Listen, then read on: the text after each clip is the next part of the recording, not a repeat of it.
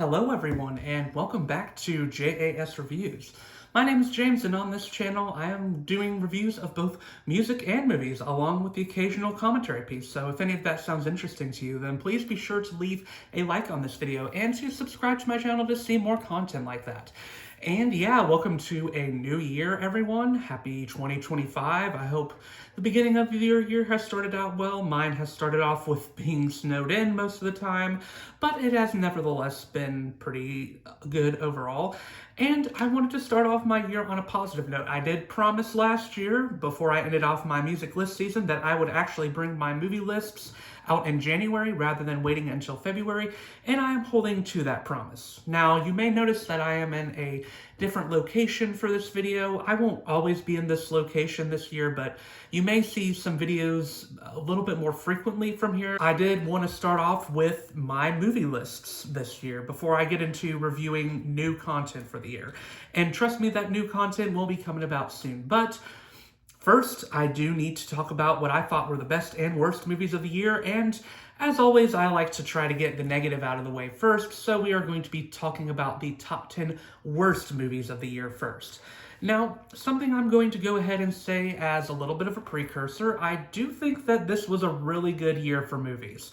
Now, was it as good as last year? It's a little hard to say. I think last year was pretty freaking strong, had, a lot of really killer movies, including 2 movies that I rated 5 out of 5 stars. This year did boast one thing that I was very pleased about. This year is the best year we've gotten for horror since probably 2019, I would say. This year did have some bad movies, no doubt about that. Now, as I've said in past videos, I don't actively go out of my way to seek out bad stuff, but I do think it is important to acknowledge that there is bad art out there. Otherwise, how can you truly appreciate good art if you aren't going to critique the bad? And I do think you need to see bad art in order to appreciate the good as well. I am going to list off some dishonorable mentions too near the end. Let's not waste any more time because this video is probably going to go on long enough. This is the top 10 worst movies of 2024, and let's get started off with number 10. Woman to men, Man to woman. from penis to vagina. Is it? And starting off at number 10 is Emilia Perez, and I'm sure that some people are going to guess that maybe I put this movie on here because it started getting more negative attention after it earned so many awards at the Golden Globes. It was one of the highest award winners of that night, and more people saw it that night as a result, and it got more negative attention. But no, that is not the reason I rated it here. I actually saw this movie before it got those awards at the Golden Globes. I saw it in early December, and I haven't liked it since then, no matter whether it's an award winner or not. I do think this is definitively one of the weakest award contending movies out there that I've seen. I just think you can do so much better than this one, and yeah, there's just so much disastrous about this movie. If you have not seen it, it is about a lawyer who is played by Zoe Saldana, named Rita, and she meets a Mexican drug lord named Manitas, and essentially Manitas offers her a proposition where he wants to transition into a woman, and of course there's this sort of question of, is he just wanting to transition in order to escape his crimes, or is he legitimately feeling body dysmorphia, feeling unashamed in his body, or ashamed in his body rather? There's that question going on throughout the movie. And then he eventually turns into Emilia Perez, the main character of the movie, and the two of them sort of team up together to actually start doing charitable work for Mexican families who are victims of missing persons. If you're hearing that synopsis, you probably think that this movie sounds a little bit messy, and yeah, this is a big mess. That is one of the hugest problems that this movie has.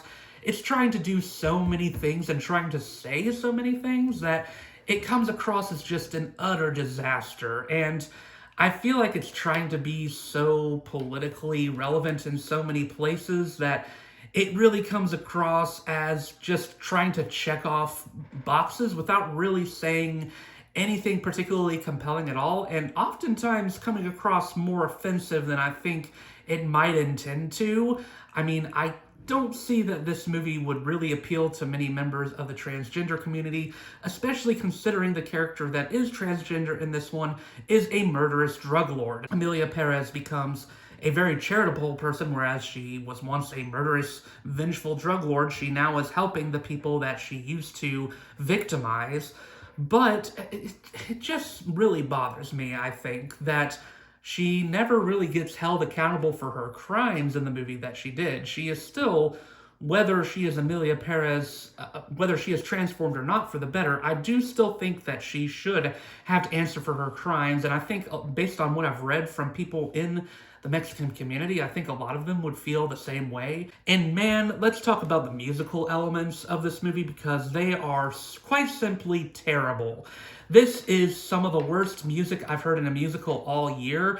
I mean, Mean Girls, I called that movie a TikTokified version of a musical, but at least that one had coherent musical numbers. This one has barely any of that present, and some of them sound like straight up SNL sketches. The clip that you heard before I talked about this movie is legitimately not something that's like a parody. It's actually something that's in the movie, and of course it's been memed to death online, and deservedly so, because it is bad. I think the performances in this movie, I know that a lot of people have praised Zoe Saldana, and I like Zoe Saldana. Look, I like her in Avatar, I like her in Guardians of the Galaxy, I like her in one of her earliest roles ever in Pirates of the Caribbean, but she is simply not good here. She is not particularly interesting, and I think her character is very thin. On the other hand, I do think Carla Sofia Gasson is good as Emilia Perez. I think she does offer some interesting duality to her character, more than the script affords her. I think she makes her more compelling than the script makes her out to be. But like I said, I feel like the way they treat her character is just very all over the place and comes across offensive more often than not, and I'm not sure if I'm the right person to explain why that is. So like I said, I would read into what other people have said about it. But nevertheless, it does come across as leaving a bit of a bad taste in my mouth.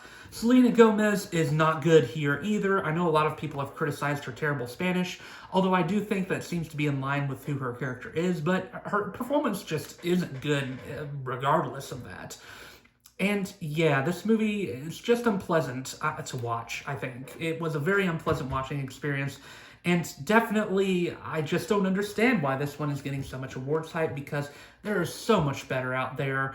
But yeah, this one deserves a spot on my list for sure.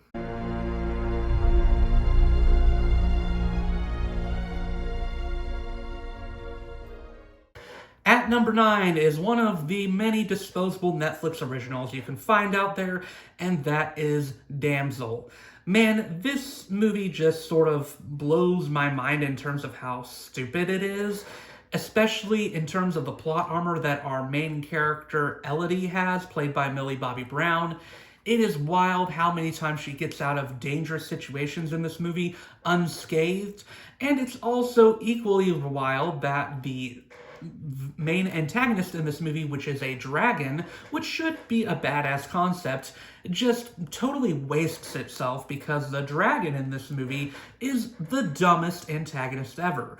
She is dangerous when she wants to be, but when the plot needs her to be really dumb and not really use her logic, then she'll do that too. The main premise of this movie is actually pretty interesting, I think, and this royal family not being who they say they are, and they give this more destitute family a chance to become rich, but it is all a trick because they are actually sacrifice the daughter who is to be married off to their prince. They sacrifice her off to a dragon to atone for their own sins of the fact that they killed this own dragon's children many years ago. So many things just don't make sense when you add up aspects of this movie together. For example, it doesn't make sense that this dragon legitimately thinks that all these girls that come down there are genuinely the royal family's own children that they are sacrificing, or own people that share their genetics, for an example. Because when Elodie goes down there, she sees visions of the past the past women who have been sacrificed to this dragon, which I don't know how she does that, and the movie never explains it, but nevertheless she does. And all of these women are different races. It doesn't make a whole lot of sense. Elodie can be an intelligent character in places, But in other ways, it's like she's almost too conveniently intelligent. Like she figures out things that you aren't sure how she's able to figure out. Like, for an example, she's somehow able to map out this very confusing cave, and I don't really get how she's able to do it.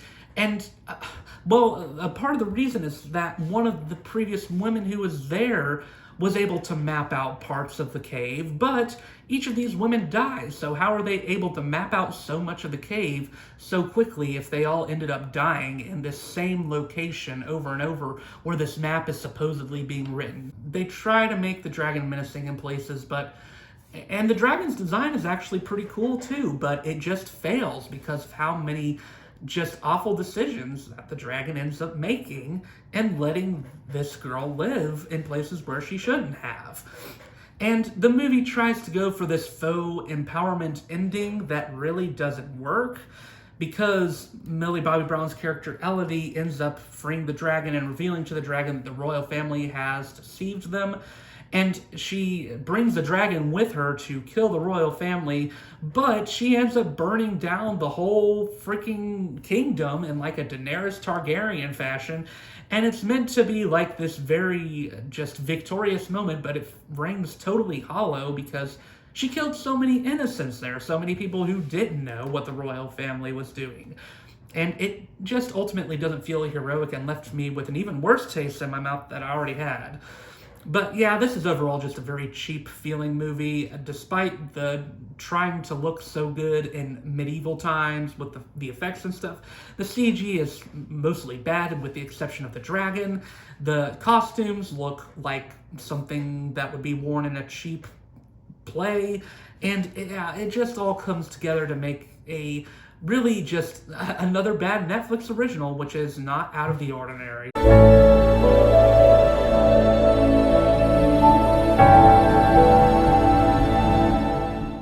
At number 8 is The Idea of You, and to be honest, I don't really have much to say about this one because it's pretty easy for me to say why I didn't like this. The only reason I checked it out is because I do like Anne Hathaway as an actress. The main conceit of this movie makes me want to roll my eyes right up to the ceiling, as it feels like a Wattpad fan fiction where this 40-year-old mom falls in love with this younger man who is a part of a boy band, and they have this sort of forbidden romance that goes on, but of course it can't last because they're in different places in their life. But yeah, I guess it was fun while it lasted. But no, this movie doesn't make it feel remotely fun or even that sexy or interesting to watch. Anne Hathaway, who is a producer on this movie, so apparently she was passionate about it, but it still looks like she doesn't even really want to be here, and I just didn't really find her character to be particularly convincing in any moment.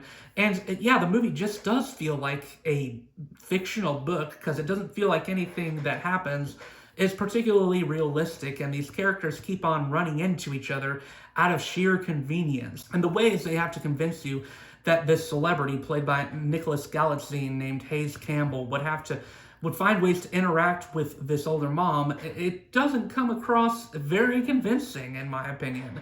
I just don't buy it that he would go out of his way to find this person over and over again based on like one chance meeting that it really felt they were lacking in chemistry there anyway. The movie is shot like a commercial, I feel like. It's just lit so blandly, and everything about it just feels like you're watching a Hallmark movie, but maybe even less interesting if you can somehow do that. And the romantic scenes between the characters are not convincing at all. Like I said, I just don't buy the vibes between these two. It doesn't feel like realistic at all, and I just didn't care for their relationship throughout the movie. It just came and went and left my memory pretty quickly after I watched it, but I still did remember it enough to know that it was a bad experience and one that I would not recommend you all to see at all.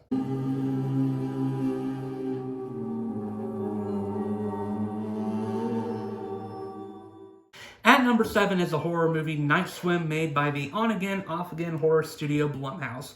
And for as many good horror movies there were this year, there were also several bad, including some that I didn't see. From what I understand, it was based on a short film, and maybe it should have just stayed that way because this conceit doesn't really work for a long, more hour-and-a-half length movie. It's about a family who moves into a house, and yeah, you're already seeing where it's going, but it's not a haunted house, at least to the movie's credit, but it's something almost more stupid. It's a haunted pool, where the pool has a monster in it, and the family seems to not realize this for an infuriatingly long amount of time, even though it becomes increasingly obvious that this pool is dangerous in one way or another. But there is sort of an allure to the pool, I suppose, credited where credit is due, in that it seems to provide healing powers. Even with that going on, the fact that these characters make so many decisions to go into this pool time and time again, even though they're seeing evidence that it is dangerous, just blows my mind. It's such an easy answer to this movie, and why this movie doesn't really work as a full-length movie, because there's so many times in the movie as it goes on where you're like, just get out of the pool. It'll be that easy. Just get out of the pool. And you just keep on repeating it to yourself. We never really see the monster in the pool once, so it doesn't even feel particularly threatening. At the end of the day, the pool might as well be the monster itself for how we don't really see the creature in it. I am very disappointed that the movie never really took time to do any type of cool creature design. It just makes the movie feel that much cheaper. Character interactions feel highly unrealistic here. It feels like no one really talks like a human being. The biggest victims of this are our main character Ray and Carrie Condon as Eve Waller, which is a shame because both of these people are great actors, but they're not very good in this movie. And then, of course, you've got cliched scenes like the just preliminary building up to a jump scare scene that you always get in a movie, and the jump scare never feels good. Of course, the fake out jump scares that are really bad. By the end of this movie, I felt like it had run on longer than it needed to. I was getting bored. This is just one of the most unengaging watches I had this year, but in the middle of all the unengaging stuff, there was enough stupid to make it almost a so bad it's good scenario, but just enough boring stuff to make it not really work in even that context. So yeah, this was just very underwhelming and very poorly done, and just feels like a cheap horror flick that you've seen time and time again, just with a slightly different context. I know I'll be strong, for once I can touch. At number 6 is perhaps one of the most controversial movies of the year, and that is Joker 2, Fully Ado. And I'm thinking about this movie more. Yeah, I still am just not a particularly big fan of this one, even though there are definitely some very passionate defenders of it this year. And a lot of the passionate defenders actually seem to be people who didn't particularly like the first Joker, and liked that this one actually sort of called out the fans of the first movie who didn't really even understand what the first movie was about. And, you know, in some ways, I can sort of see where they're coming from, and there are some intriguing ideas in here that I think could have worked if the script had had a little bit more time, a little bit more work done on it. Some people just took the totally wrong interpretation and viewed the Joker as an iconic character to look up to for what he does, and maybe were playing slightly into their own revenge fantasies, which is not great to think about. And so Joker 2 decides to rail back against all of that, and essentially the movie takes a very risky route that I think if it had, like I said, if it had done a little bit more thought with it, could have worked, but Arthur Fleck just decides in this movie that he is not going to be the Joker anymore. And in that way, I don't know, the movie feels a bit like clickbait. This is a story about Arthur Fleck and his struggles. It's just about some guy now.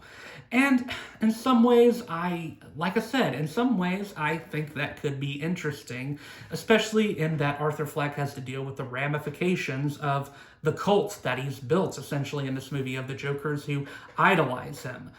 But the movie takes so long to get to this point, and I think this movie actually makes it a little harder to empathize with Arthur Fleck because of how detached the musical numbers feel. I don't really feel that we ever get to particularly connect with Arthur Fleck because of how many times he just outright disappears into the Joker persona. So, is this movie about the Joker or is it not? Because there's so many times when he is in this Joker persona, more often than he is the Arthur Fleck persona. I think the movie would have played a lot better if it had emphasized more on the relationship between the Joker and Harley Quinn, played by Lady Gaga, who is meant to represent the fans of the original Joker movie and those who got the wrong message, because she becomes essentially a big parasocial fan of him. The fact that the movie doesn't really emphasize on that as much as it should makes it not work as much as one would like it to, and as much as I would like it to. I think the movie just comes across as a big, convoluted mess because of just how much it is trying to do in terms of building this very messy thematic arc that doesn't feel fully earned, in my opinion. And the movie cheapens it further by, in the end, having this totally unnecessary fan service where a person, spoiler alert, and you should probably know that I'm spoiling all these movies based on how I've talked about them, but another prisoner ends up killing Arthur, and he puts scars on his face with a knife. Obviously, he's meant to become the Heath Ledger Joker, and it still makes it feel like, yeah, this is still meant to be for people who like the Joker and just want to point at the screen and say, oh, there's the Heath Ledger Joker, but it feels so cheap and so half-assed that it doesn't really earn its ending at all, and it feels just like shock value for the sake of shock value, I think. This movie is a jukebox musical, and I'm particularly harsh of jukebox musicals because I feel like if you're gonna use pre-existing songs, then they should probably have a point in why they're being used. And for the most part in this movie, it feels like they're just here to be here for aesthetic purposes, and it doesn't really feel like anything particularly original or interesting. The musical numbers, in fact, feel like they halt the plot of this movie more than anything and don't really progress the story forward that much. This movie, like I said, I think I can understand where some people are coming from in terms of the sort of risks this movie takes, but for me, it just didn't pan out at all.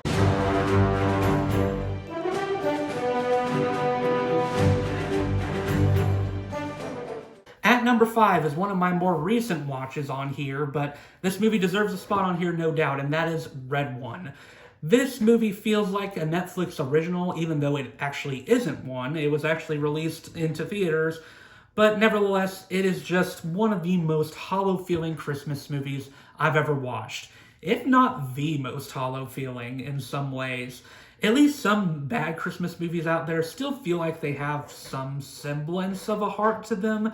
This one feels very devoid of it. This movie, at the end of the day, it's trying to be so many things, and because of that, I don't think it actually works for any particular audience that it's wanting to appeal to.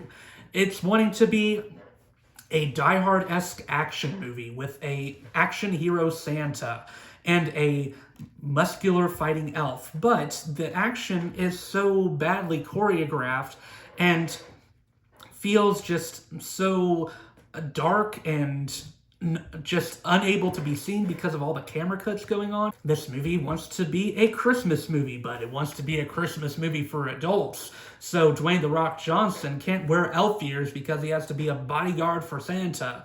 And they have this really cool polar bear in the movie, but they barely even show it. They barely even take advantage of the cool Christmas concepts that could have worked in this movie if they had expanded on them more. And Santa Claus is gone for half the movie, played by J.K. Simmons, who is a great actor, so they don't even take advantage of having a cool action hero Santa Claus either. Instead, we focus on these lame human characters, including Dwayne Johnson, who might as well be a human because he doesn't look like an elf at all, and he's just playing himself again.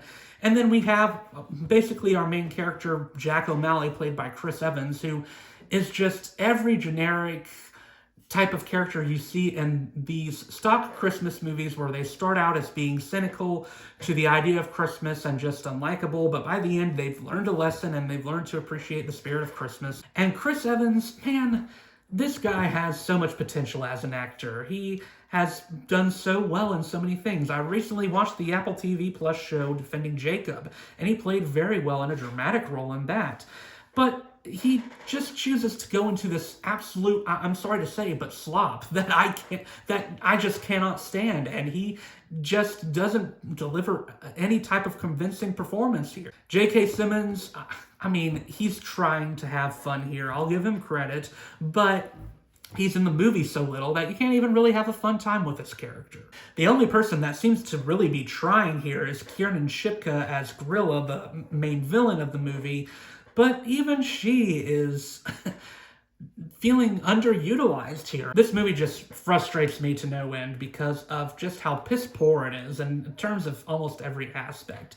And the plot holes in this movie are glaring. If Santa Claus is real in this movie, how are people not aware of that fact if when Santa Claus gets captured, they barely blink an eye at the fact that snowmen come onto a beach and start fighting people, or that their presents aren't being delivered on time. I mean, it's just, if they know that Santa Claus exists, then what does that say about this world? It's just so confusing and so mind-bendingly dumb. But the movie, yeah, this one just doesn't work for me at all.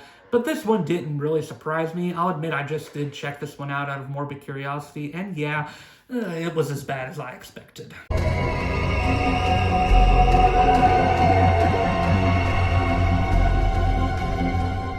At number 4 is what is, in my opinion, the worst horror movie of the year, and once again, keep in mind, I didn't see every horror movie in the world, especially every bad horror movie, but that is Tarot.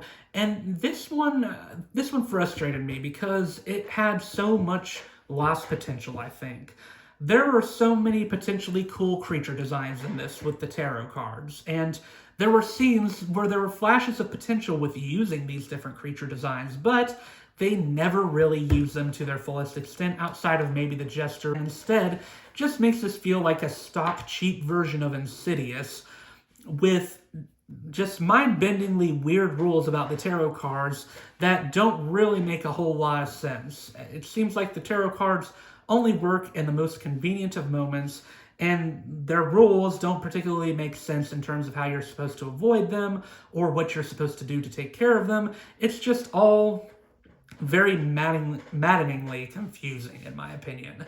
I did not really care for the performances in this movie at all. I thought our main character, Haley, was incredibly boring. I thought Avantika was probably fine in this movie, probably the only performance that really gave me anything, as well as the woman that played the elderly character in this movie, although once again, she just felt like a cliched stock character of a wise woman or wise old man who has knowledge about the rituals that need to be done to get rid of this horrific entity, and they're only there for the convenience of that, and that's all their purpose is. Most of the characters in here are insufferable. I like Jacob Batalon in a lot of things, but I did not care for his character here in this movie as Paxton. He plays this very cliched stoner type that just comes across as totally uncharming. And the boyfriend in this movie is, yeah, just the boyfriend in this movie. And the toxic girl in this movie is just the toxic girl in this movie. There's characters who you just will not remember after you leave because they feel like the most stock type of characters you will see in any horror movie ever. I just found this movie to be an utter unmitigated disaster from front to back. Just so many things not working in it. And yeah, some parts of it feeling like wasted potential, in my opinion.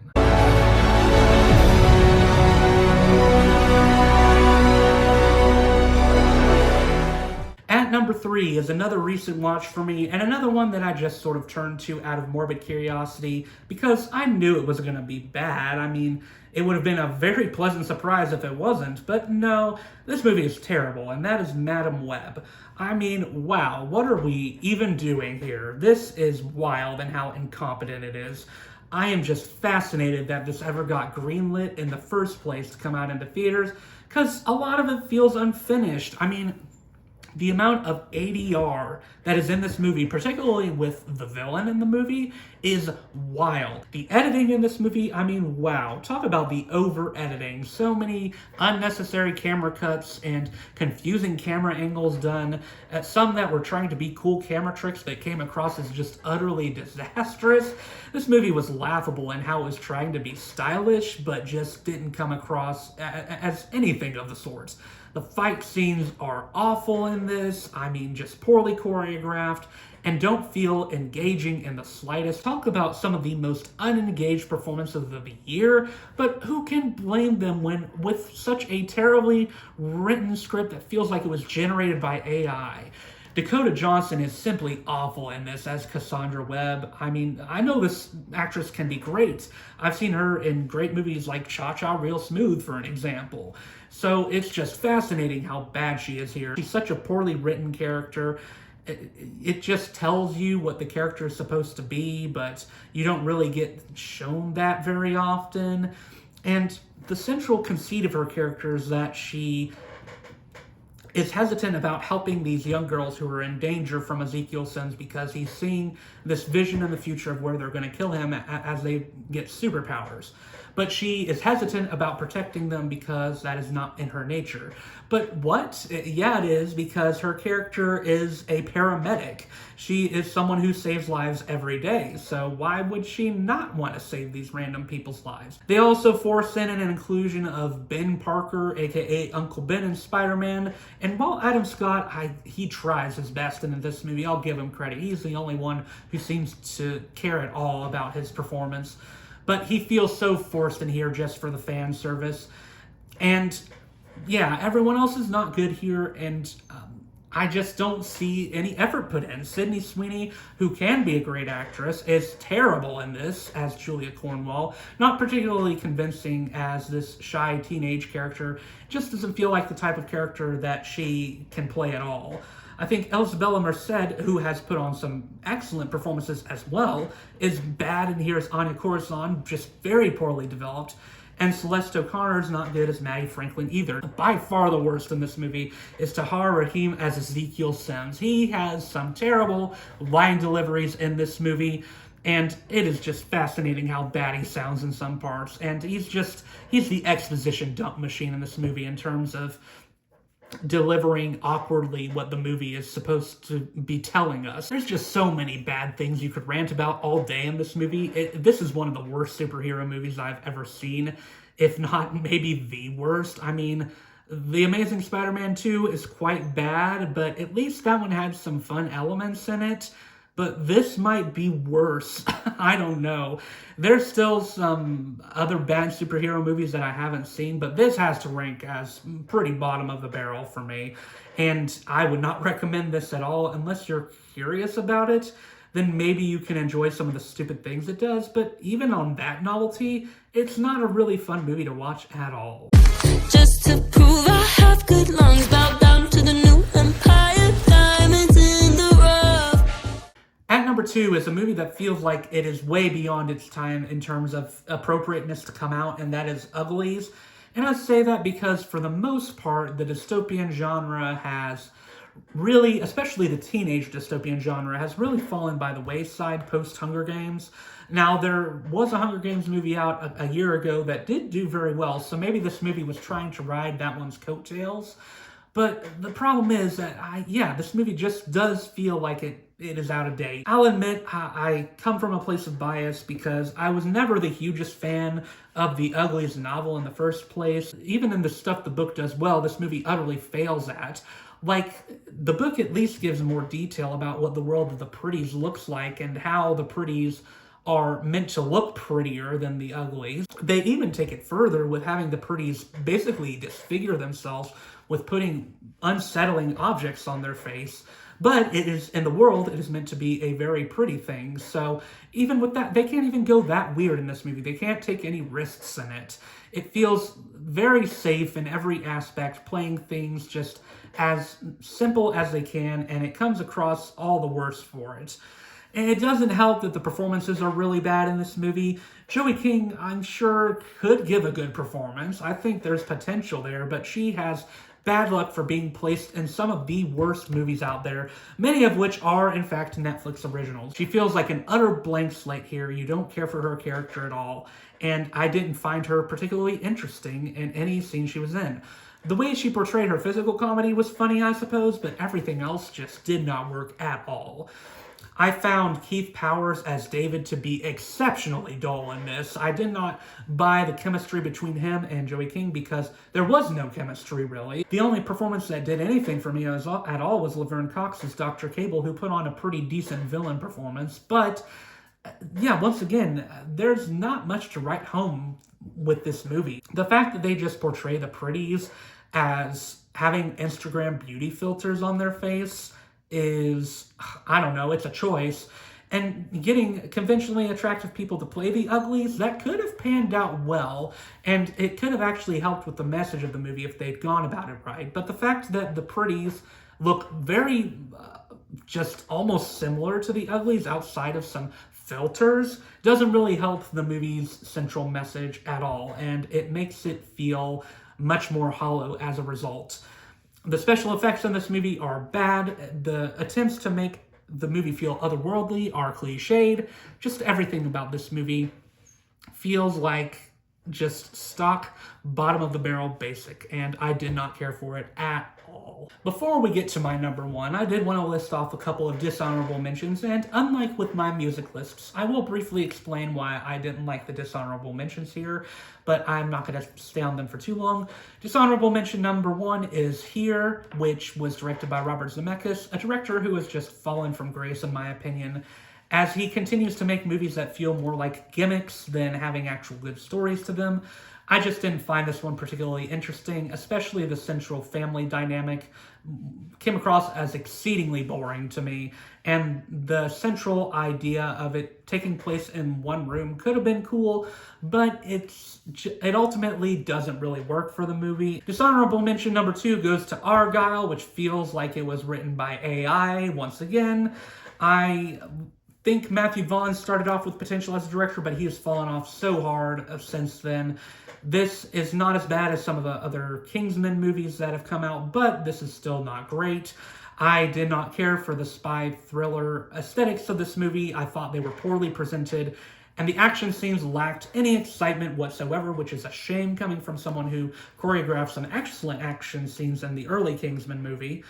But in this one, it just doesn't work. I didn't care for the twist in this movie. I could see the twist coming a mile away. It was so freaking obvious, but also so freaking silly at the same time. Dishonorable mention number three is Roadhouse, which is a remake. I don't know. I just don't have much to say about this movie besides it feels just like a very ridiculous plot where this guy is fighting against these motorcyclists who are trying to take this bar down for very silly reasons, and it's weird that they have such a vendetta for this particular bar. Jake Gyllenhaal's performance here is not that great, probably one of his worst, which is very disappointing because he's normally a great actor. But yeah, I just found this one to be completely a miss for me. Dishonorable mention number four is Blink Twice, Zoe Kravitz's directorial debut. It is basically a cheaper version of Get Out, just feels far worse, like it's copying off its homework except with a feminist twist, but the twist doesn't work, especially when the ending of the movie makes the main character to not be a very likable feminist in the slightest, and makes her seem like a hypocrite. And then dishonorable mention number five is one that I can't put in my worst because there are things about it that are just sort of intriguing to me, but it is still not very good, and it actually has shrunk on me as the year has gone on, and that is Mean Girls. Like I said, this one feels like a TikTokified musical. It just doesn't work. The music is badly composed, and the choreography is almost non-existent, and the performances, aside from our main one, Renee Rapp, are not particularly good, and Ali E. Carvalho is good as well, but most of the others are bad, especially from our main character, and it all feels like very wasted potential. And finally, we get to our number one. And what is our number one? Well, here it is.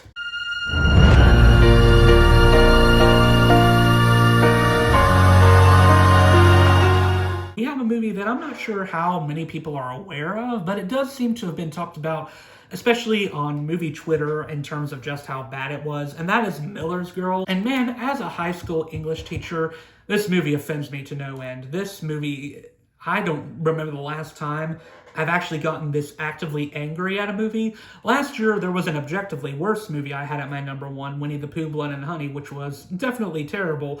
But this one is just, I mean, it is truly just offensive in every sense of the word. Trying to romanticize a relationship between a high school student and an English teacher. I mean, come on, what are we doing here? What are we thinking? What was the thought behind releasing this movie besides making a Wattpad fan fiction in the most awful way ever? The first thing I want to start off with this movie is the writing, because man, this movie made me roll my eyes so many times. As someone who does like reading text that has more fanciful and romantic language, this movie wastes that type of language and makes it feel like the most pretentious thing you'll ever hear. The way characters talk here is not a way you're going to hear people in real life talk, particularly Jenna Ortega's character, Cairo. And it's so gross what they're trying to do. They're clearly trying to make her seem older than she actually is, so that she can look like less of a victim in this situation, even though she clearly is. And what's even more distasteful in this movie is that they're trying to make her out to be the bad guy here and make the teacher into the victim. It's horrible, a horrible misunderstanding of power dynamics.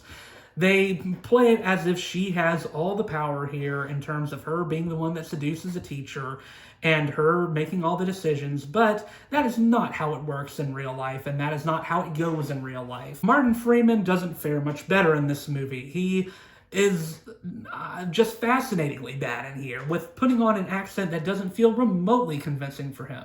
Apparently, this movie is supposed to be taking place in Tennessee, and it's wanting to have this sort of Southern Gothic feel to it, but the characters' accents don't feel like any accent that I'd ever heard when I've gone to Tennessee before. They feel so cartoonish and ridiculous. The relationship in the movie just doesn't convince me at all, and for as much as the movie is trying to be sexy, it just doesn't come across that way at all. It feels creepy in scene after scene and just leaves me with the worst feeling taste in my mouth. The ending of this movie, it ends awfully, and it ends, with the twist that Jenna Ortega's character was in control the whole time, and it's just one that I do not buy at all. I just don't buy it, and it makes the message feel all the more convoluted and wrong to me. I found this movie to be thoroughly offensive, thoroughly terrible, and I cannot stand any part of it. It is truly irredeemable in my eyes. There is nothing about this movie that works for me, and it's easily one of the worst movies I've seen in recent memory, truly deserving of the number one title for 2024. So that ends off this list of the top 10 worst movies of 2024.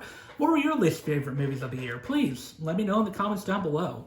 And once again, my name is James, and I do reviews of both music and movies, along with the occasional commentary piece. So if any of that sounds interesting to you, then please leave a like on this video and subscribe to my channel to see more content like that.